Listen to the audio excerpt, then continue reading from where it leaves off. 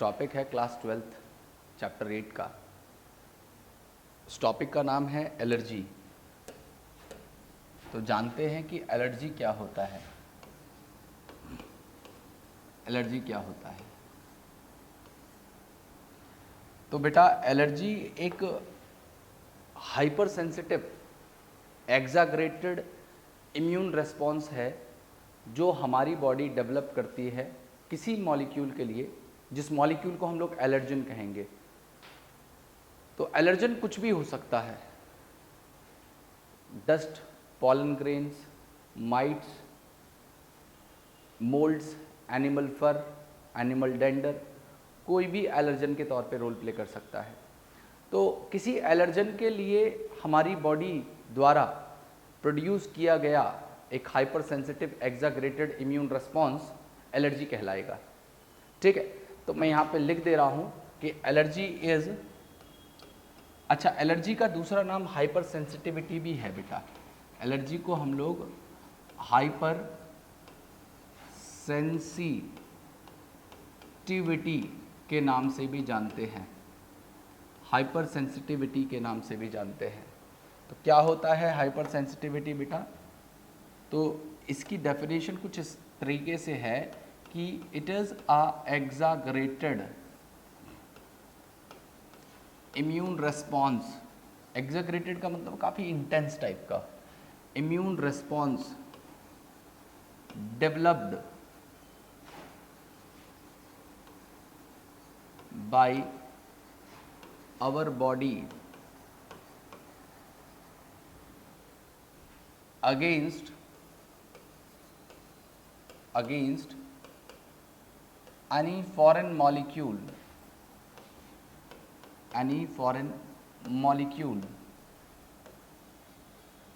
is called allergy,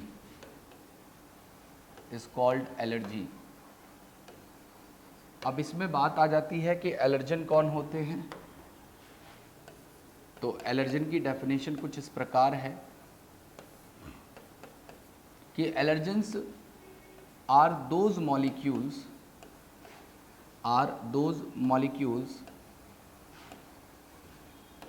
which produce such responses, such का मतलब ऐसे exaggerated responses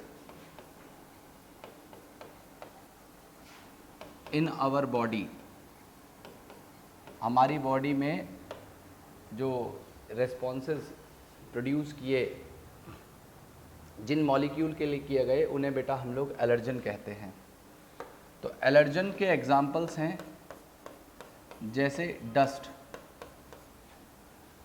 pollens, mites, moulds, animal dander या animal फर कह सकते हैं, एनिमल फैब्रिक कह लीजिए आप। ठीक है, आप इसे एनिमल डेंडर भी कह सकते हो,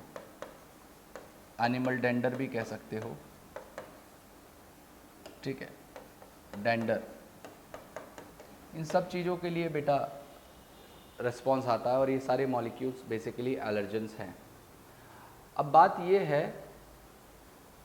कि एलर्जी में होता क्या है। तो आपको याद रखना है कि बेटा एक एंटीबॉडी होती है जो हमारी एलर्जिक रेस्पॉन्सेस के दौरान हमारी बॉडी प्रोड्यूस करती है, और उन एंटीबॉडीज़ को मैं IgE टाइप कहूँगा। और दूसरा बेटा हमारे पास में होता क्या है, एक और सेल्स होती हैं जिन्हें मैं मास्ट सेल कहूँगा। ये मास्ट सेल क्या करती हैं? ये मास्ट सेल कुछ मॉलिक्यूल को रिलीज़ करती हैं जिन्हें बेटा हम हिस्टामीन या सेरोटोनिन कहते हैं। ठीक है, तो ये हिस्टामीन और सेरोटोनिन मॉलिक्यूल हमारे अंदर उस एलर्जिक रेस्पॉन्स को लाने में रोल प्ले करता है।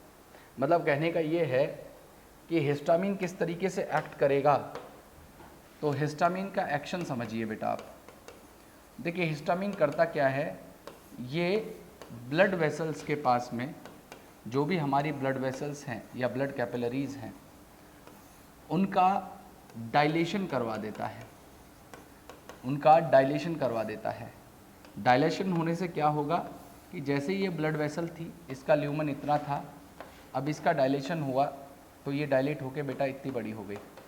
तो इससे क्या होता है, जो इसकी वॉल में पोर्स होती हैं वो पोर्स ज़्यादा बड़ी हो जाती हैं और ज़्यादा पोर साइज होने की वजह से इसमें से जो प्लाज्मा है वो प्लाज्मा यहाँ से बाहर आ जाता है और बाहर आने के बाद में वो सेल्स के बीच में भर जाएगा।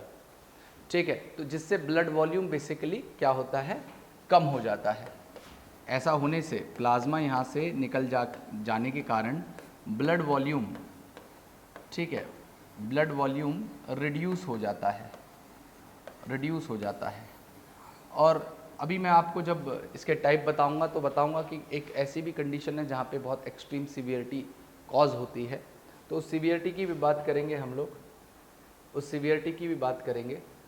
तो आइए कंडीशन की बात कर लेते हैं कि इनके टाइप्स क्या क्या हो सकते हैं, इनके टाइप्स क्या क्या हो सकते हैं। तो बेटा इनके 3 टाइप हैं जो बेसिकली हमें पढ़ने हैं। सबसे पहला टाइप होता है इसमें, जिसे मैं कह रहा हूँ हे फीवर। हे फीवर ये सबसे कॉमन टाइप की एलर्जी है बेटा। हे फीवर सबसे कॉमन टाइप की एलर्जी है। इसमें क्या होता है, हमारा जो इम्यून सिस्टम है, मतलब आप सभी के साथ ऐसा हुआ होगा, जैसे कोई डस्ट पार्टिकल है, वो डस्ट पार्टिकल आपके रेस्पिरेटरी ट्रैक्ट में चला गया या आपकी आइज़ में चला जाए, तो ऐसी कंडीशन में क्या होगा, आपकी जो आइज़ हैं वो वाटरी हो जाएंगी, आंख लाल हो जाएंगी, रनिंग नोज़ हो जाएगा, या ये सारी मतलब बहुत कॉमन से छींक आने शुरू हो जाएंगी, स्नीज़ करोगे। तो ये बहुत कॉमन सा कंडीशन है एलर्जी की, जिसे मैं हे फीवर कह रहा हूँ। तो हे फीवर में मैं लिख दे रहा हूँ कि यहाँ पे सबसे कॉमन सिम्टम्स होते हैं, जैसे reddened and watery eyes and nose, ठीक है। और उसके अलावा बेटा स्नीजिंग भी हो सकती है, छींक भी आ सकती है। ये सबसे कॉमन टाइप की एलर्जी है। जो इससे थोड़ी सी सीवियर होती है उसे मैं बेटा लिख तो अस्थमा रहा हूँ, लेकिन इसे प्रोनाउंस एज़मा किया जाता है। इसे प्रोनाउंस क्या किया जाता है, एज़मा प्रोनाउंस किया जाता है। तो इसमें क्या होता है, तो आइए उसकी बात कर लेते हैं। तो एज़मा बेसिकली टारगेट करता है बेटा रेस्पिरेटरी ट्रैक्ट को, रेस्पिरेटरी ट्रैक्ट को। तो रेस्पिरेटरी ट्रैक्ट में ऐसा क्या होता है जिसकी वजह से किसी पर्सन को सांस लेने में डिफ़िकल्टी हो जाती है। इसमें सबसे मेन कारण है ब्रीदिंग डिफ़िकल्टी होना बेटा। तो ये ब्रीदिंग डिफ़िकल्टी कैसे होती है, तो आइए उसकी बात कर लेते हैं। तो यहाँ पे क्या होता है बेटा, ध्यान से समझिएगा मेरी बात। सपोज़ कोई एलर्जन गया, कोई एलर्जन बॉडी के अंदर आया, एंटर किया, तो एलर्जन के रिस्पॉन्स में मैंने आपको बताया था एक मास्ट सेल होती हैं, वो मास्ट सेल रिलीज़ करती हैं हिस्टामिन को, और ये हिस्टामिन क्या करता है, मैंने आपको बताया था कि ये डायलेशन करवा देता है, ये डायलेशन करवा देता है पेरिफेरल ब्लड, जो हमारी ब्लड वेसल्स हैं उनका। और ब्लड वेसल्स का डायलेशन होने के कारण क्या होता है, डायलेशन ब्लड वेसल का होने के कारण क्या होता है, वहाँ से जो प्लाज्मा है वो प्लाज्मा एस्केप कर जाता है, और वो प्लाज्मा एस्केप करने के बाद में क्या होगा बेटा, वो प्लाज्मा एस्केप करने के बाद में जो टिश्यूज़ हैं उन टिश्यूज़ में भर जाता है, और टिश्यूज़ में भरने के कारण बेटा वो टिश्यूज़ के अंदर स्पाज्म हो जाता है, वो स्वेलअप हो जाएंगे। स्पाज्म होने से क्या होगा, जो टिश्यू का स्पाज्म हुआ है वो टिश्यू का स्पाज्म क्या करेगा, जो बेटा रेस्पिरेटरी ट्रैक्ट है, तो रेस्पिरेटरी ट्रैक्ट में जो हमारी रेस्पिरेटरी ट्यूब जा रही हैं, रेस्पिरेटरी ट्यूब्स जा रही हैं, तो उनको ये स्पाज्म टिश्यू का जो सराउंडिंग टिश्यूज़ हैं, जो सराउंडिंग टिश्यूज़ हैं रेस्पिरेटरी ट्यूब्स के, वो इसके अंदर क्या करेंगे बेटा, ये इसे कंप्रेस कर देती हैं, और कंप्रेस करने के कारण जो रेस्पिरेटरी ट्यूब्स हैं वहाँ पे एयर सप्लाई कम हो जाती है। तो इसकी वजह से उस पर्सन को ब्रीदिंग डिफ़िकल्टी होती है, इसकी वजह से ब्रीदिंग डिफ़िकल्टी उस पर्सन को होगी जिसको भी ये होता है। ठीक है, ब्रीदिंग डिफ़िकल्टीज़ होती हैं। कैसे होता है, तो ये तो मैंने आपको इस तरीके से बताया है, फ्लो चार्ट के तरीके से। आप इस बात को ऐसे समझिएगा, एक डायग्राम मैं आपके सामने ड्रॉ कर रहा हूँ। सपोज़ ये बेटा रेस्पिरेटरी ट्यूब है, एक आ रही है, या डिवाइड हो गई, ये डिवाइड होके इसके चारों तरफ लंग्स हैं। ठीक है, ये लंग्स हैं। लेकिन लंग्स के अलावा आपको पता होगा कि भाई यहाँ पे सेल्स भी होंगी, बहुत सारी सेल्स भी होंगी, वो मिलके टिश्यूज़ को भी बना रही होंगी। यहाँ पे ये सेल्स भी होंगी और ये टिश्यूज़ की फॉर्मेशन को भी कर रही होंगी। तो यहाँ पे टिश्यू की फॉर्मेशन हो रही होगी। सिमिलरली यहाँ पे भी बेटा जो है सेल्स होंगी, वो भी टिश्यूज़ बना रही होंगी, वो भी टिश्यूज़ को बना रही होंगी, है ना। ये भी ऐसे टिश्यूज़ को बना रही होंगी।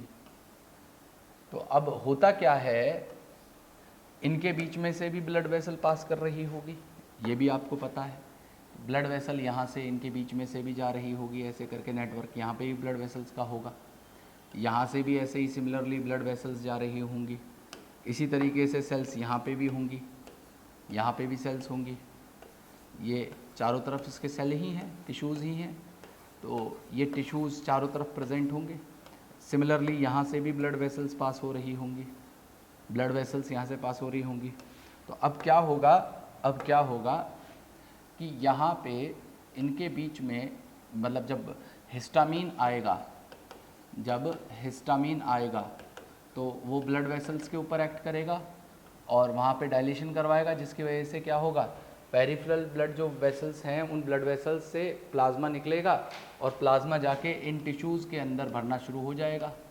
टिश्यूज़ के बीच में जो स्पेस है उसमें ये जो प्लाज्मा है ये निकल के यहाँ पे भरना शुरू हो जाएगा।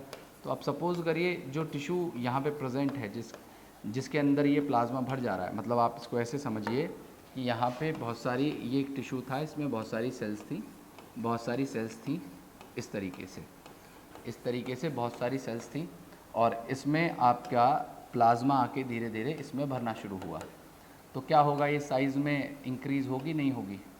ये जब ये यहाँ पे प्लाज्मा भर जाएगा, इसमें जब प्लाज्मा भर जाएगा, यहाँ पे जब प्लाज्मा भरना शुरू हो जाएगा तो ये साइज़ में भी तो इंक्रीज़ हो जाएगा।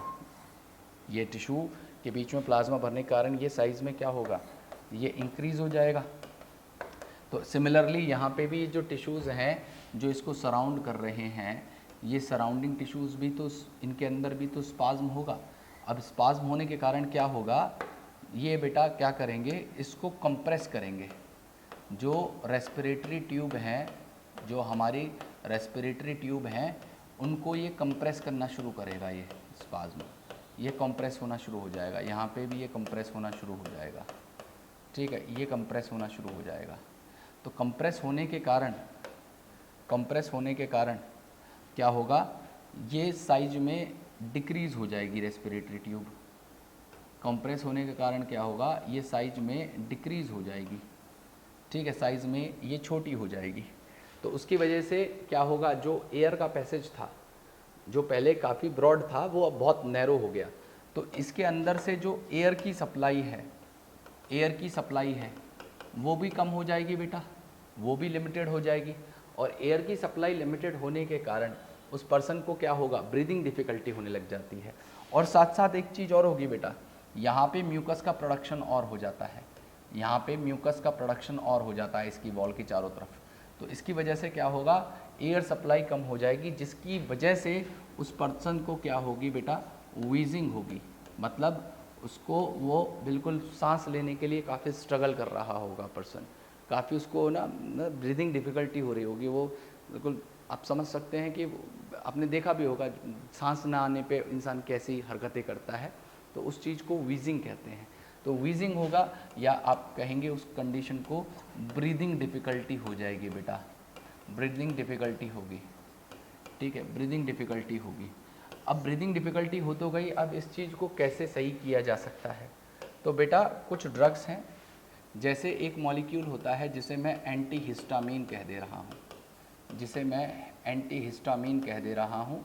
साथ में बेटा हम लोग एड्रीनलिन को यूज़ करेंगे, और एड्रीनलिन के साथ साथ बेटा स्टेरॉइड्स को यूज़ किया जाएगा, स्टेरॉइड्स को यूज़ किया जाएगा। तो एंटीहिस्टामीन, एड्रीनलिन और स्टेरॉइड्स, ये तीनों बेसिकली क्या करेंगे, इन तीनों का कॉम्बिनेशन यूज़ किया जाएगा, इन तीनों को यूज़ किया जाएगा, और यूज़ करके क्या करेंगे बेटा, इन तीनों को यूज़ करके ये उस पर्सन को जो है इन्हेलर की फॉर्म में दिए जाते हैं। आपने देखा होगा एक इन्हेलर होता है, तो जो जिसको भी एज़मिक अटैक पड़ता है वो लोग जनरली अपने साथ में उस इन्हेलर को लेके चलते हैं, कैरी करते हैं। क्यों? क्योंकि उन्हें पता है कि अगर ऐसा हो जाए तो ऐसी कंडीशन में यही 3 मॉलिक्यूल हैं जो उन्हें बचा सकते हैं। तो ये तीनों मॉलिक्यूल्स बेसिकली क्या किए जाते हैं, उसको बेसिकली एलर्जी से बचाने में हेल्प करेंगे, या उसको नॉर्मलाइज करने में हेल्प करते हैं। तो ये इन्हेलर का कंपोजिशन होता है। तो ये क्या करेंगे, उस पर्सन को नॉर्मलाइज करने में मदद करते हैं, उस पर्सन के सिम्टम्स को नॉर्मलाइज करने में मदद करते हैं बेटा।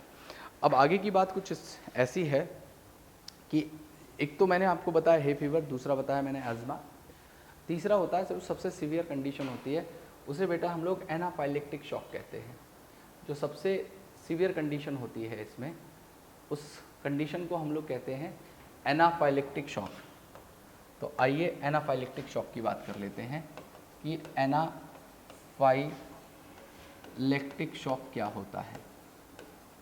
तो बेटा एनाफाइलेक्टिक शॉक में इस बात को समझिएगा कि जैसे सपोज़ कोई पर्सन है, वो पर्सन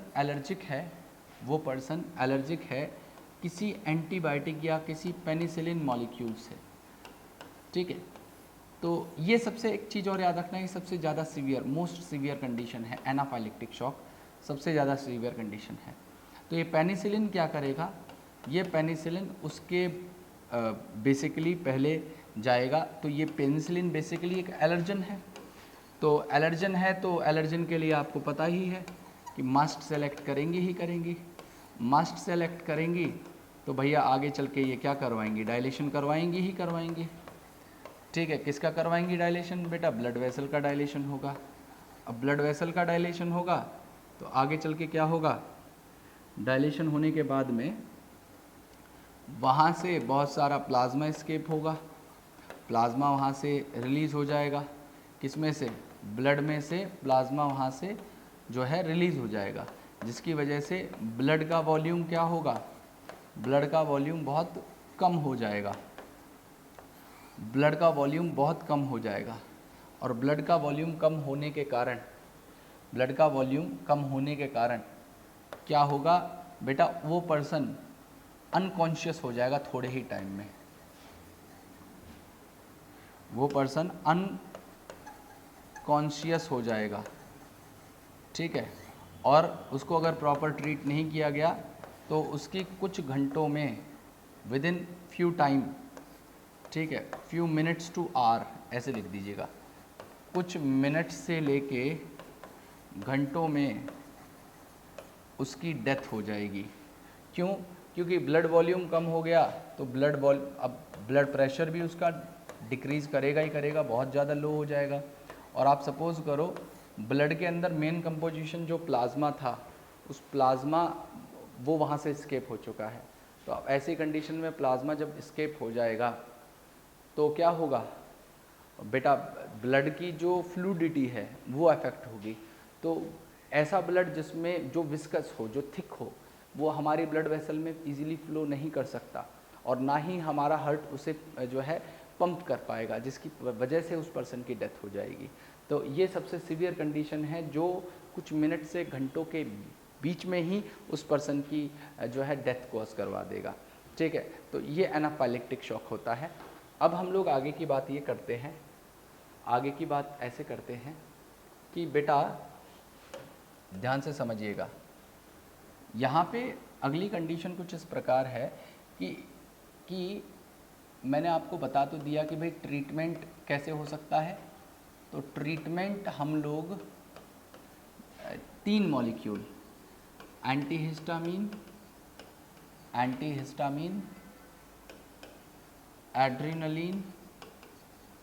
एड्रेनलिन और स्टेरॉइड्स, इनसे इलाज करते हैं इसका। और बाकी सपोज़ करिए हमें पता करना है कि कोई एक पर्सन है, कोई इंडिविजुअल है, ठीक है, और उस इंडिविजुअल के बारे में हमें ये नहीं पता कि वो उसके लिए कौन सा मॉलिक्यूल या कौन सा जो एलर्जन है वो हाइपर सेंसिटिविटी कॉज करेगा। मतलब वो पर्सन इंडिविजुअल पर्टिकुलरली किस चीज़ से एलर्जिक है, ये हमें पता करना है। तो हम क्या करेंगे बेटा, इस इंडिविजुअल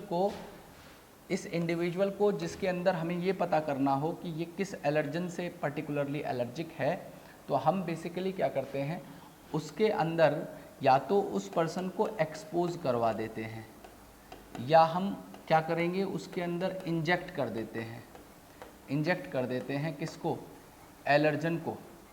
जिससे कि क्या होगा बेटा, एलर्जन को इंजेक्ट कर देते हैं जिससे ये जिसके लिए भी ये इंडिविजुअल रिस्पॉन्स देगा, तो क्या होगा, वैसी ही कंडीशन, मतलब उसी पर्टिकुलरली एलर्जन को हम कंसिडर करेंगे कि उस एलर्जन के लिए ये इंडिविजुअल एलर्जिक है। मैं फिर से रिपीट कर रहा हूँ, हमें ये नहीं पता कि एक पर्सन है, उसको जैसे तुम ही हो, तुम्हें क्या पता है कि तुम्हें पर्टिकुलरली किस चीज़ से एलर्जिक हो। बहुत सारे लोगों को पता, बहुत सारे लोगों को नहीं पता। तो अब जिसको नहीं पता उसको ये पता करना है कि भाई मैं किससे एलर्जिक हूँ। तो वो डॉक्टर के पास जाएगा, डॉक्टर क्या करेगा, उसको कुछ अलग अलग एलर्जन से एक्सपोज कराएगा या उसके अंदर इंजेक्ट करेगा। तो ऐसी कंडीशन में क्या होगा, जिस मॉलिक्यूल के लिए भी उसकी बॉडी एलर्जिक रिस्पॉन्स दे देगी, तो वो ही पर्टिकुलर उसके लिए एलर्जन है जिससे वो एलर्जिक होगा। मेरी बात समझ पा रहे हैं आप? तो ये कंडीशन होती है बेटा एलर्जी की। अब एक बात और याद रखिएगा कि बेटा जो हमारी मॉडर्न डे लाइफस्टाइल है,